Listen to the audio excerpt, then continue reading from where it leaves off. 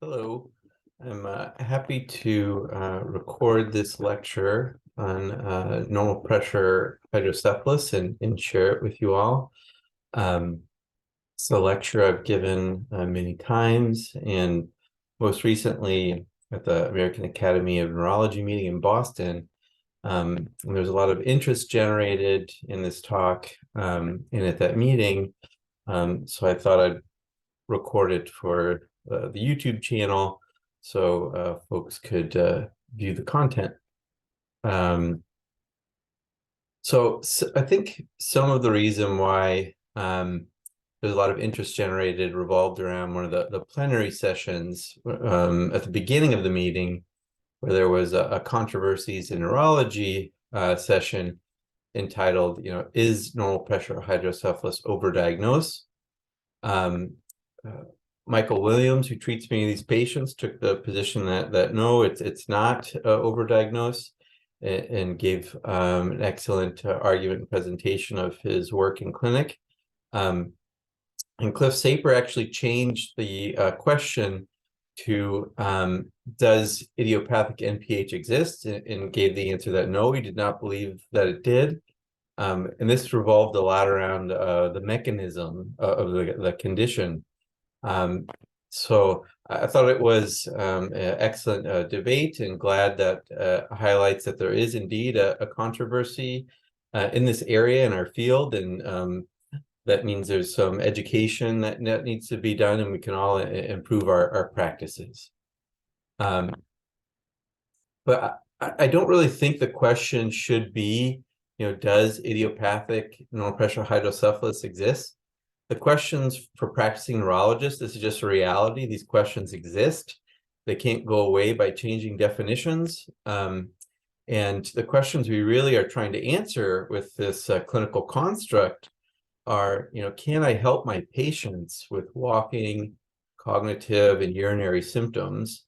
And then the other associated question for this topic, how do I properly contextualize imaging findings associated with abnormal CSF dynamics so I can medically counsel and manage my patients who have these imaging findings? Those are real clinical questions. They're not going to go away. And so this talk is really geared towards giving you a conceptual framework and foundation for thinking about the clinical symptoms and relating those to imaging findings. So I have no relevant disclosures. I will be discussing off-label use of brain FDG PET. So brain FDG PET is an FDA-approved modality, but it has no specific approval indication for the brain. And however, it is commonly used for suspected neurodegenerative disease and covered by CMS and private insurers under certain circumstances. So the objectives of this talk are to review the literature, some cases, give some clinical pearls that inform the evaluation and treatment of NPH, to provide a framework for evaluating degenerative diseases in the context of NPH that stresses the importance of brain FDG PET scans, to review ongoing research into CSF dynamics disorders at Mayo Clinic, including AI applications. So this is a work of a large group of us focused on these questions, spanning neurology, neurosurgery, neuropathology, neuroradiology. In particular, I'd like to highlight my mentors, Balaram Mokri, Ron Peterson, David Notman, and in particular on this topic, Neil Graff-Radford. And a lot of what you'll hear today, we do have published in a recent Continuum article. I'll try to post that in the description. But you do need to have a subscription to Continuum for this. Or a lot of what I'm telling you in the approach is written here with Neil.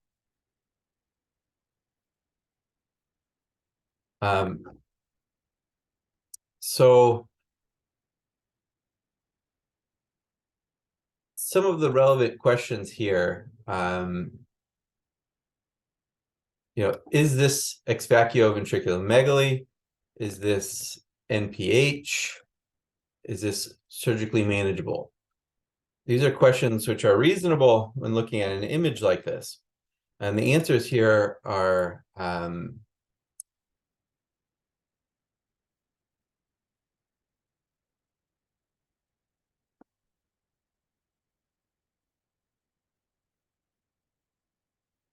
sorry, having a problem with the PowerPoint. No. And then, it's not ex vacuo in this case. Is this NPH? The answer is no, it is not. Is this surgically manageable? The answer here is yes, it is. And so if you get a sagittal Fiesta or CIS image dedicated to CSF, you can clearly see anatomic abnormality in the cerebral aqueduct, this webbing. So it's a case of obstructive or partially obstructive neural pressure hydrocephalus, not idiopathic, likely congenital, is commonly found, and that is surgically manageable. And here is a post-operative image after the surgical management with a clinical improvement in symptoms and a change in the morphology of the CSF space. So something you'll hear frequently from me and from Minnie is, to don't treat an image. This is the first pearl. After you review this lecture and the points in here, you're going to see these imaging findings everywhere. That the imaging findings don't mean that there's symptoms there associated with those that need to be treated with surgery. Never treat an image. Always put that into context. It seems trivial, but this is a common cognitive hang-up in the evaluation of this clinical scenario. After you begin treating patients for this, I recommend coming back to this concept about not treating an image. So the imaging must be interpreted in the proper clinical context. So another way of putting that is don't treat an image. So why do we say this? Here's a recent article showing brain charts for the human lifespan with these triangles indicating the maximum amount of change for these different quantitative measures in the brain, going from gray matter, white matter, subcortical structures, and ventricular volume.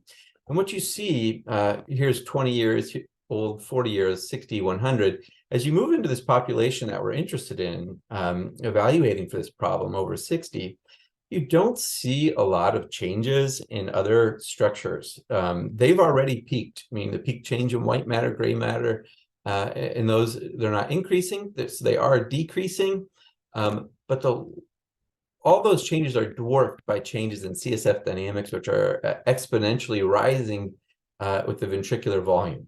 So this is a very common pattern in the changes in CSF related structure to brain imaging is very common, which is why you cannot treat an image.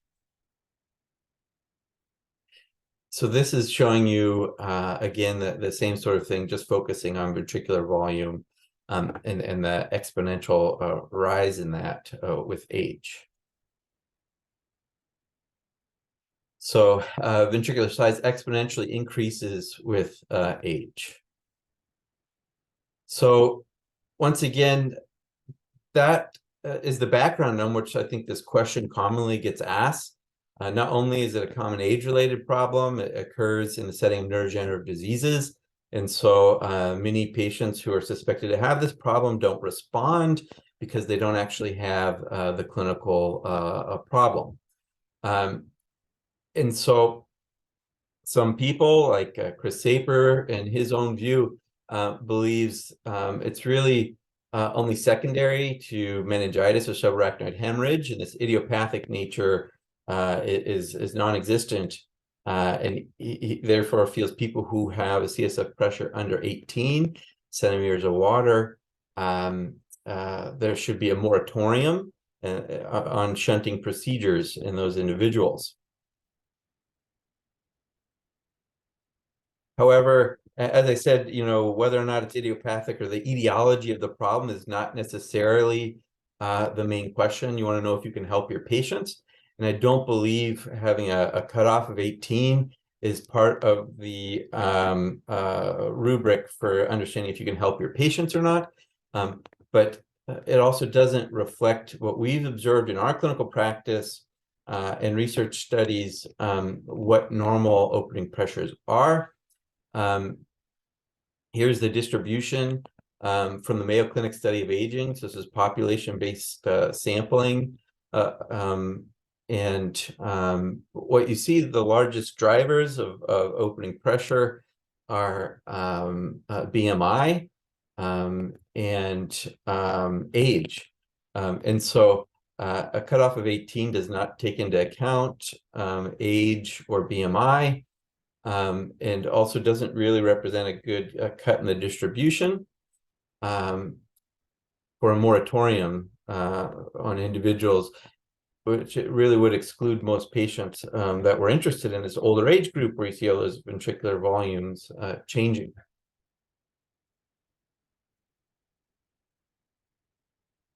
So normal opening pressure varies by age, BMI, body position, and 18 centimeters of water should not be a cutoff.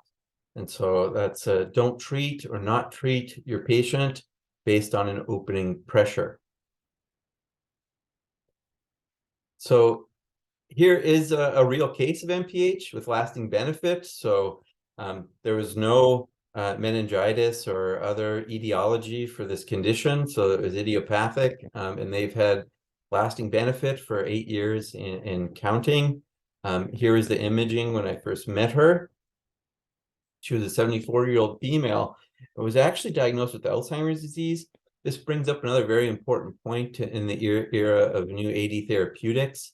You certainly would want to treat this person for NPH rather than Alzheimer's disease, even if their amyloid levels were positive, because this treating her for NPH dramatically changed her quality of life. And she was currently diagnosed with Alzheimer's disease, which turns out not to be true.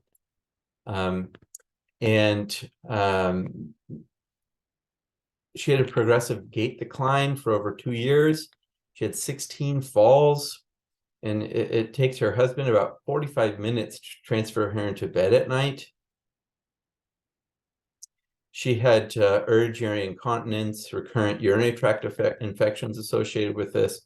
Was trying to be treated with bladder Botox, which was not successful. Her short test of mental status, or this is our version of a mini mental status examination, or MOCA. She scored 13 out of 38. Usually below 29 would be in the dementia range. And her MRI was read as showing cerebral atrophy and leukorrhiosis.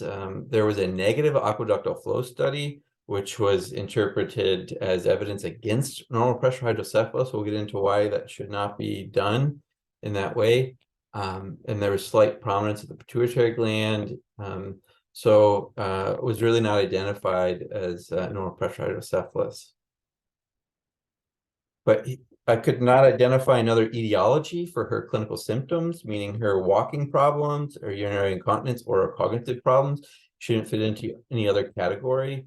And it made the most sense to have a positive diagnosis. It fit with the clinical scenario of MPH. So I wanted to know if she would benefit from a ventricular peritoneal shunting procedure. Here is her lumbar puncture video before the lumbar puncture. Good. Yep, you guys are gonna have to hold on to each hand.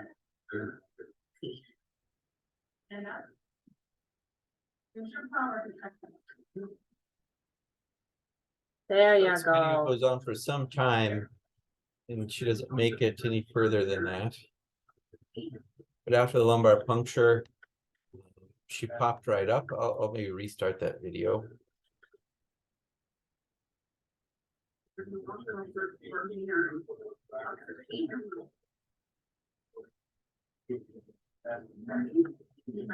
And she's already further than she was before the lumbar puncture. She's actually very happy with this result already as Yep, it is. keep going. It feels like she's walking much better.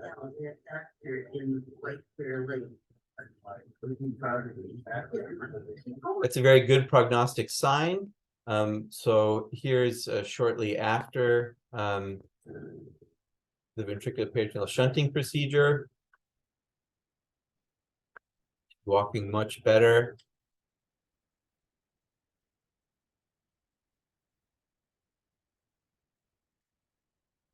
Here's 3 years and 5 years of cognitive improvement.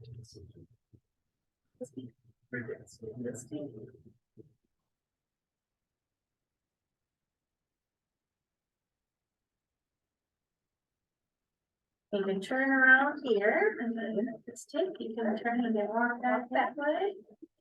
Okay. One hand. Here.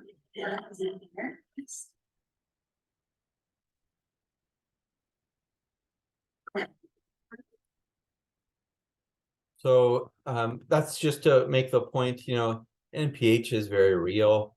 And you can treat patients for these symptoms, and it can have long-standing improvement in gait and cognition. So here's some common questions when trying to help patients like this. You know, how do I distinguish hydrocephalus ex vacuo from a CSF dynamics disorder? So here's some videos, longitudinal structural MRIs. Here you can see ventricular enlargement from ex vacuo etiology, someone with a neurodegenerative brain disease. You see shrinkage throughout the brain and this ex vacuo ventricular enlargement.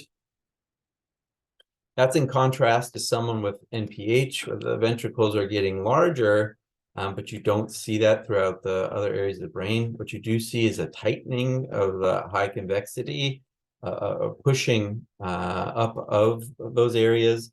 CSF can fill outside the ventricles as well, which we'll talk more about that in a bit.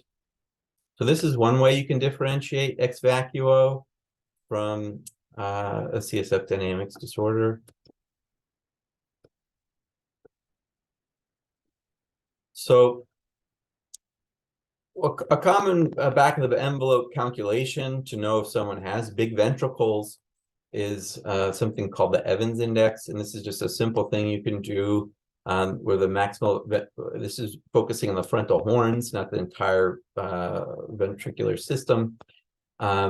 And when this ratio between the maximal diameter of the frontal horns to ratio to the maximum diameter you can find on the same slice within the intracranial vault, if that's above 0.3, that's in the top 20% in ventricular size for persons over the age of 70. But once again, this does not distinguish, you know, what's causing that ventricular enlargement, just tells you that it's there. I think you can actually do this by visual read, but this gives you a number you can use. That number does, even though it's quite simple and one-dimensional, it does correlate with true volumetric imaging, quantification of the entire ventricular volume. Here you can see total ventricular volume on the y-axis, Evans index on the x, you know, that number of 0.3 walking around cutoff we use.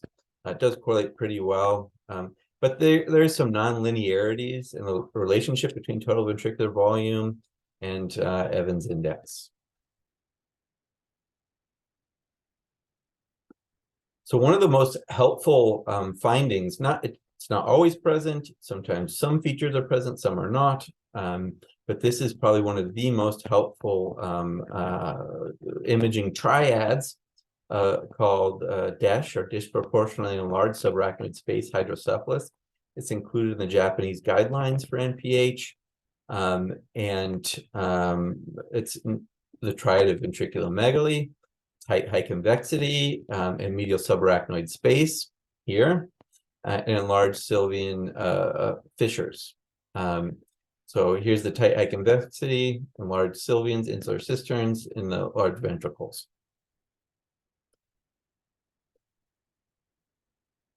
And this should not be misinterpreted as cerebral atrophy. And it really does, in order to determine this is not cerebral atrophy, it helps to understand the systematic patterns of atrophy that exists in degenerative diseases, and how they don't look like this. But knowing DESH and getting FDG will help. So talking about the tight high convexity, it's a very interesting pattern, and likely relates to symptoms in many patients, and we'll come back to that. But here's a sagittal view, which is very helpful in seeing the tight high convexity, usually in the area or near the precuneus and motor paracentral lobule. Some people may refer to this as globular CSF spaces or focally dilated sulci. I like to refer to it as extraventricular hydrocephalus, or you can just think of that as increased CSF content within the subarachnoid space. And it's filling up large CSF spaces in the brain, such as the Sylvian fissure, you can see here. And if you do, depending on how you slice that, it may look globular. But if you look on, a sagittal slice, it's clearly just filling up the Sylvian fissure. And the postcentral, the calcarine, the parietal, occipital parietal. The longitudinal fissure is another location for this. Here's an example, once again, of extraventricular hydrocephalus. This is not following a degenerative pattern. You can clearly see this commonly observed picture when CSF is accumulating in these CSF spaces. In communicating hydrocephalus syndrome, CSF increases ventricular volume, but also in the communicating subarachnoid space. So it's a communicating hydrocephalus. The CSF collects in the major fluid spaces, displacing surrounding brain tissue and compressing adjacent sulci.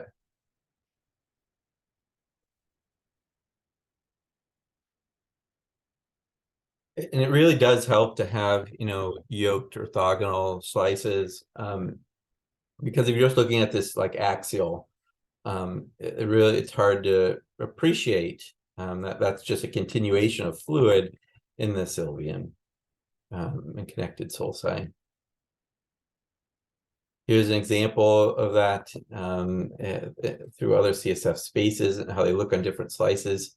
Can look very atrophic, but no neurodegenerative diseases leads to atrophy patterns like this. This is following CSF space anatomy, not brain network anatomy, as you would see in a degenerative disease. So this helps identify CSF dynamics disorder, and so you should evaluate for features of extraventricular hydrocephalus. So here's a case of a 70-year-old evaluated by neurology. Problems started with gait 4 weeks prior to presentation. Walking, shuffling problem with turns, several falls, recent cognitive symptoms. Exam showed a short test at 21 out of 38. No Parkinsonism, 6 or 7 turns, wide base, unable to sit, lean significantly. CSF tap test improved with walking. Opening pressure was 29, protein was 214, and was read as communicating hydrocephalus. Now, in this case, you should be concerned about that very high opening pressure. And you do see here ventriculomegaly, but you don't see a lot of extraventricular hydrocephalus. It looks quite tight. You do see this one pocket, but once again, looks very tight, perhaps under high pressure. And indeed, this was not a case of idiopathic null pressure hydrocephalus. And it was a primary melanocytic tumor of indeterminate grade, leading to the CSF dynamics problem, which is a high pressure problem, but you can still see these communicating hydrocephalus patterns. So DES suggests communicating hydrocephalus, and it's not specific for idiopathic NPH. Rapid decline, very elevated protein and elevated pressure are not consistent with idiopathic NPH, and evaluation for secondary hydrocephalus should be done in that setting. So how do you distinguish ex vacuo from CSF dynamics disorders? Know the difference between degenerative patterns and DESH patterns.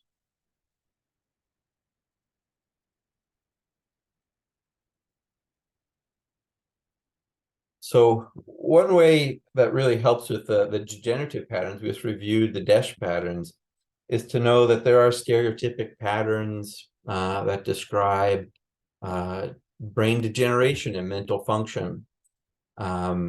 And FDG PET clearly shows these. And in fact, all the different patterns that you can see from semantic dementia, typical Alzheimer's disease, posterior cortical atrophy, Lewy body disease, dysexecutive Alzheimer's disease, BVFTD, limbic age-associated TDP-43 encephalopathy, can be described by a relatively small set of imaging patterns. So knowing those can help you draw these conclusions.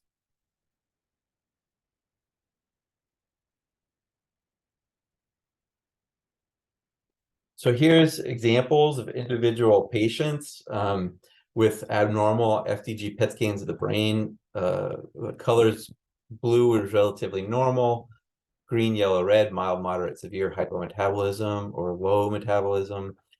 Every degenerative diseases and mixtures of degenerative diseases, multi-etiology, all have their unique patterns on FDG PET.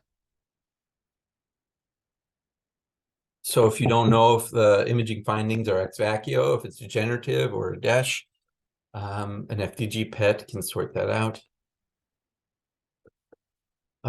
We've built a tool that really helps with this because it is difficult to interpret these scans. Even if you know it's degenerative, the exact degenerative pattern may not be familiar to you. We are developing a tool to help with that, where you can look at a patient's brain and it compares it to a database of other patients' brains. And then it'll say, well, every other brain in our database that looks like that brain has been given a diagnosis of Lewy body disease. And therefore, you can use that in your medical decision-making and say, well, I should think about Lewy body disease for my patient too, because every other patient brain that looks like this gets that diagnosis. This actually works very well. I'm just trying to show you how well FDG reflects the whole spectrum of neurodegenerative diseases to really help you answer these questions. Here, normal are these gray circles. And all the different degenerative diseases are these colored circles. And all that information is in the FDG PET scans. The FDG PET scans are so powerful at indexing neurodegenerative diseases of the mind that you can even see clinical improvement, and that is reflected in FDG PET scan. So here's a patient we saw in 2021 moving towards a brain appearance similar to many patients with Lewy body disease versus Alzheimer's disease. We did aggressively treat with different neurotransmitter modifying medications. There was clinical improvement, and that was also reflected in the patient's brain metabolism, which then moved more towards a normal area. The brain normalized and symptoms normalized. So how do you distinguish ex vacuo hydrocephalus from a CSF dynamics disorder? Know the spectrum of atrophy patterns with clinical correlate, the different degenerative diseases, and know the spectrum of DESH patterns with clinical correlate. Know what it looks like when the calcrine fills up with fluid. Know what it looks like when the sylvian fills up with fluid. Know what it looks like when the longitudinal fissure fills up with fluid. That's how you differentiate these two different things. And the other thing, FDG is always abnormal in these cases. and it's normal in the case of a CSF dynamics disorder because the brain is not degenerating.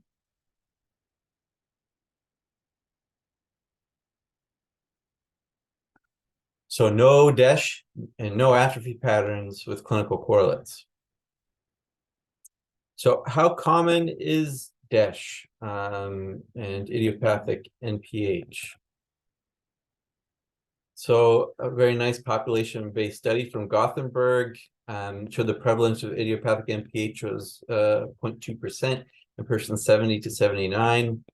The prevalence of DESH on CT was higher at 4.5% over the age of 70. So once again, this will be a discrepancy between imaging and clinical symptoms. Never treat an image. And we all know how big ventricles get with older age. How is DESH assessed? We do have some automated tools that are helping us with our analyses of population-based data and things. There's this machine learning model we have to say how present the DESH pattern is. And higher scores here versus lower ones indicate more or less DESH-like. And when we use these types of tools, 684 participants over the age of 50, we found that in a population-based sampling, we find that 6.6% were classified as DESH, according to this automated algorithm, and the subset were visually confirmed by an expert neuroradiologist, John Houston.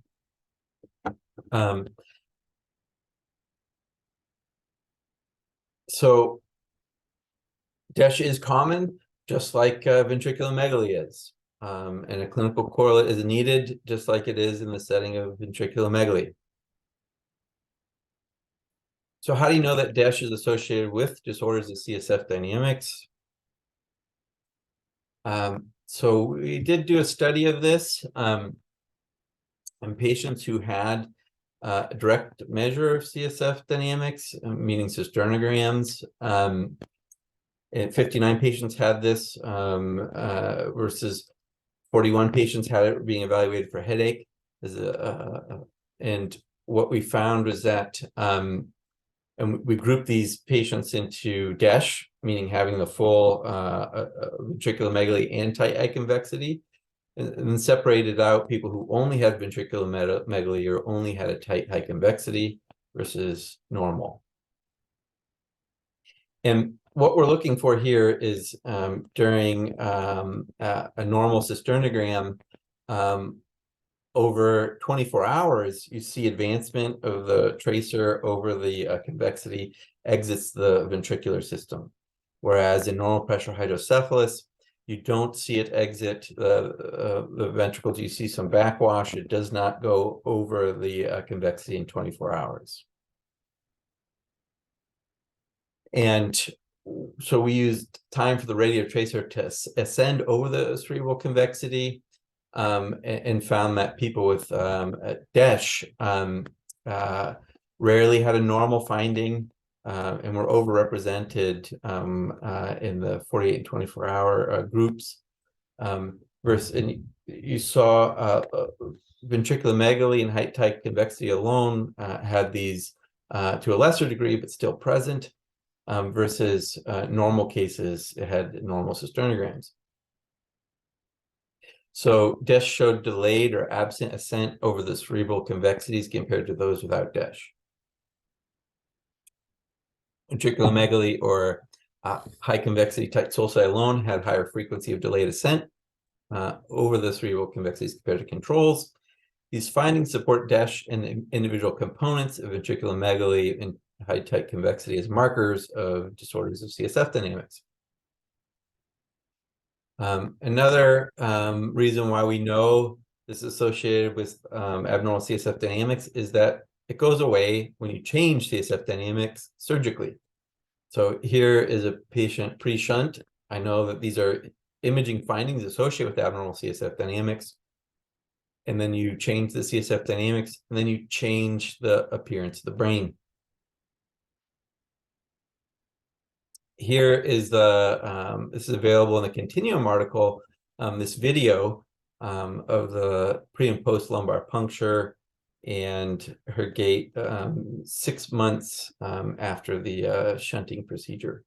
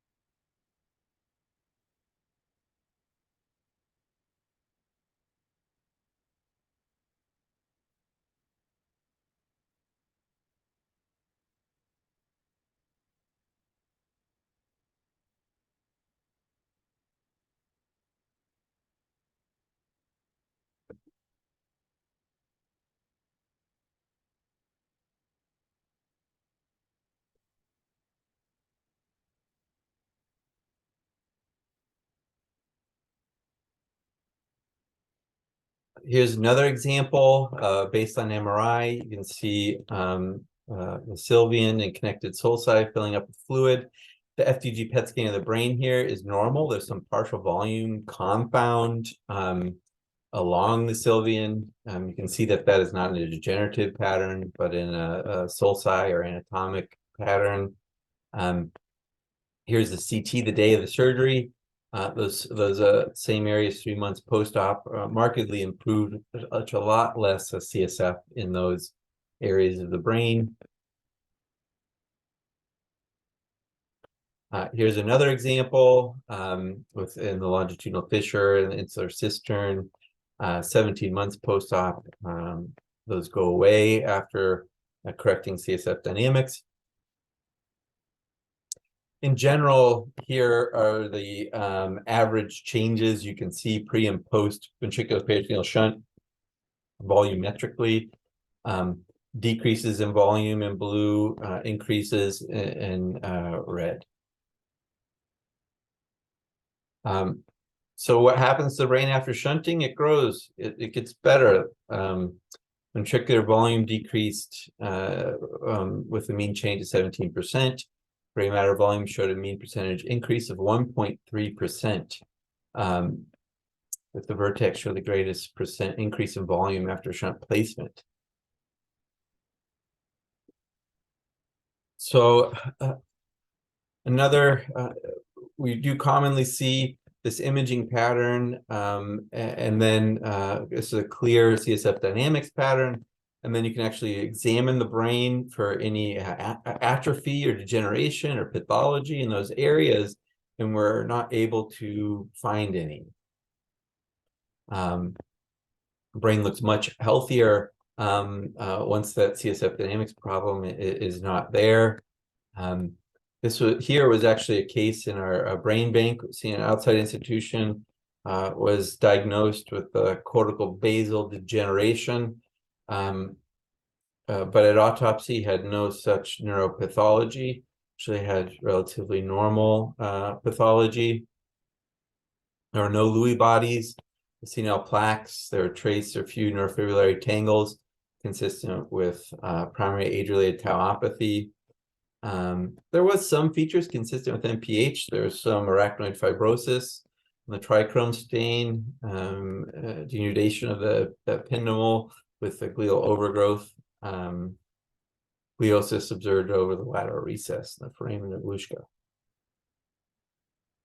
So we similarly, the Mayo Clinic study of aging, this was a case that had this profound imaging finding, a normal PET scan of the brain, and at autopsy had no significant pathology. And this is just to show the in vivo MRI. A brain can look very atrophic, whereas outside the brain, outside of the skull, without the CSF dynamics problem, can look quite healthy. So how do we know that DESH is associated with disorders of CSF dynamics? The sequence of how disordered CSF dynamics develop is currently unknown. Abnormal cisternogram findings occur with ventriculomegaly and tight convexity alone, but with greater frequency in DESH. This suggests that patients with ventriculomegaly, high convexity, and DESH may be on a continuum. Sequence can develop both intraventricularly and extraventricularly. Patterns resolve after CSF diversion procedures or at autopsy. So DESH is a marker of abnormal CSF dynamics, and it normally normalizes with some change in CSF dynamics. So do you need an NPH protocol MRI? I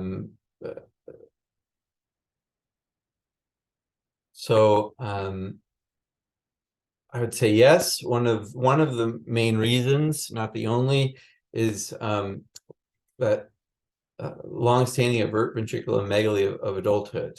So you do see larger heads in NPH, and also in LOVA. 10 to 20% of NPH patients have a head circumference over 98%.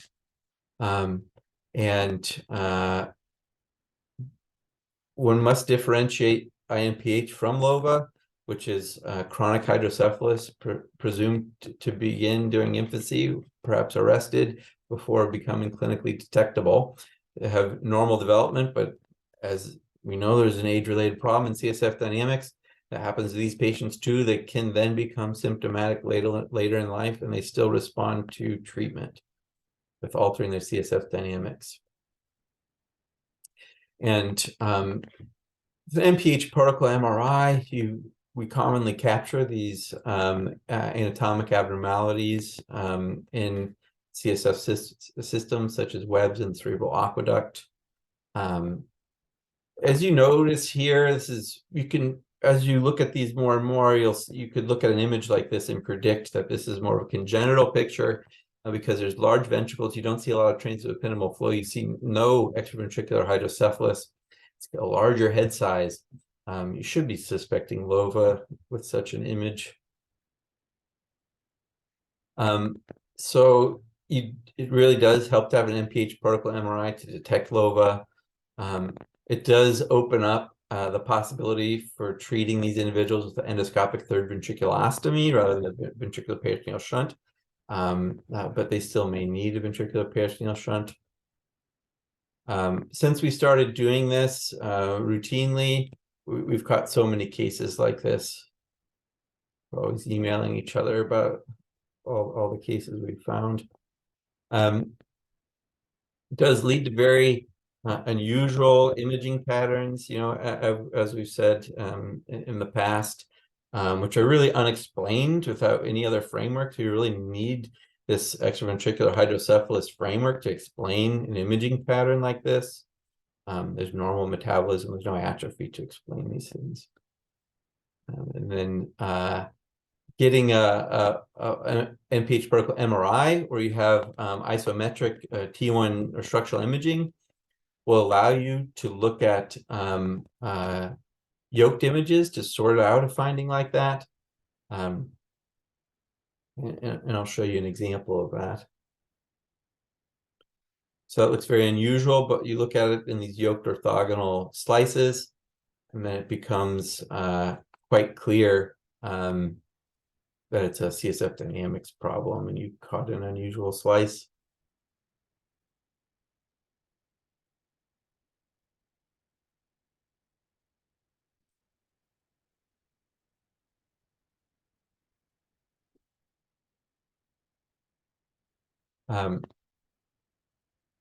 And you can also, when viewing in this way, clearly see that tight high convexity in that area that commonly is very impacted mechanically. If you did a meta-analysis and something like neurosynth for what's functionally associated with activation in that brain region, you find motor things like controlling the foot, the limbs, sensory motor cortex, and things like that. The types of things that your patients are having problems with. And none of the my patients who have this image, they cannot walk. They don't have a vision problem. They have nothing associated with this to explain atrophy in these areas. These areas of the brains are actually functioning normally. What's not functioning normally is this area that's is very tight and mechanically compressed. So sagittal cyst or fiesta imaging is useful for partial obstructions, and isotropic imaging is key to do those things. And so, do you really need to order an FDG PET scan? I would say yes. It really helps me medically manage and counsel my patients. The differential diagnoses here are broad, with much different management and counseling strategies, including FTD versus AD, which this modality is covered for.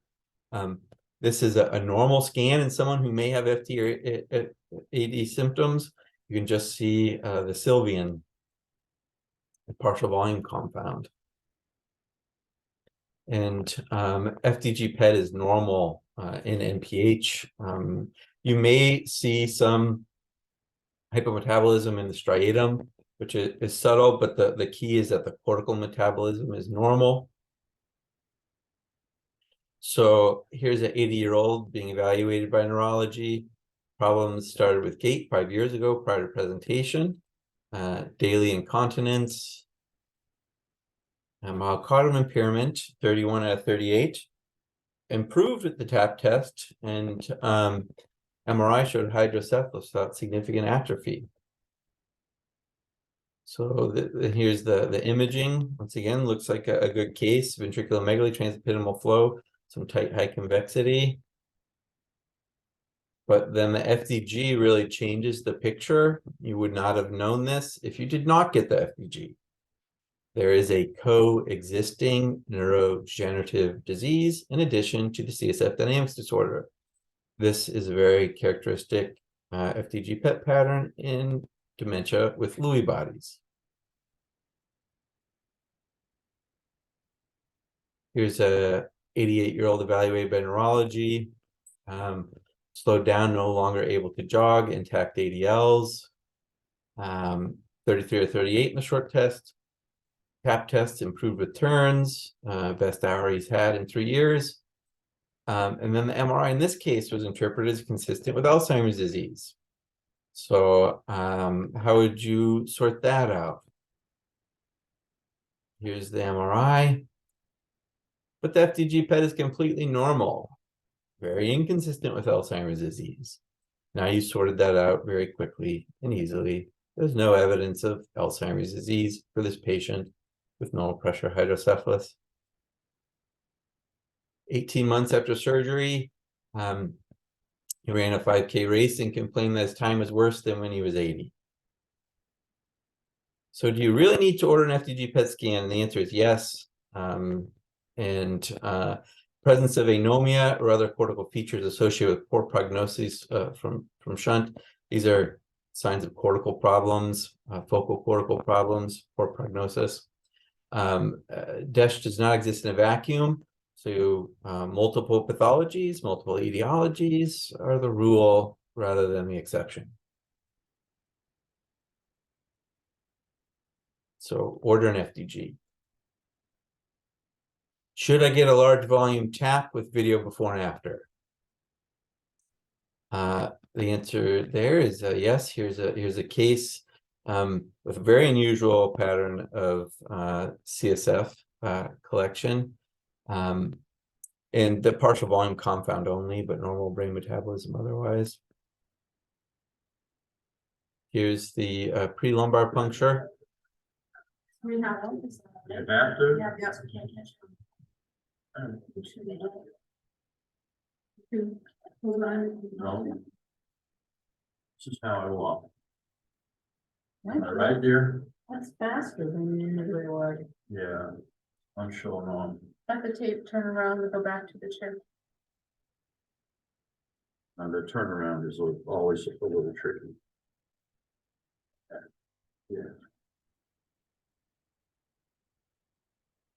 The turnaround is always a little tricky. Is a very important piece of information. Here's the post-lumbar puncture. There we go. There you go.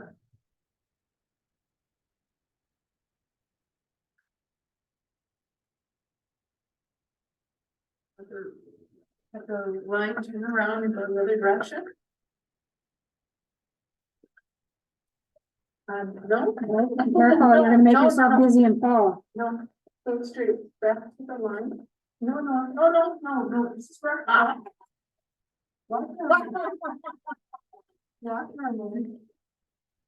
So in that case, you don't need any quantitation. There was a response. Here's his gait 1 year after shunting. He remained happy with this result.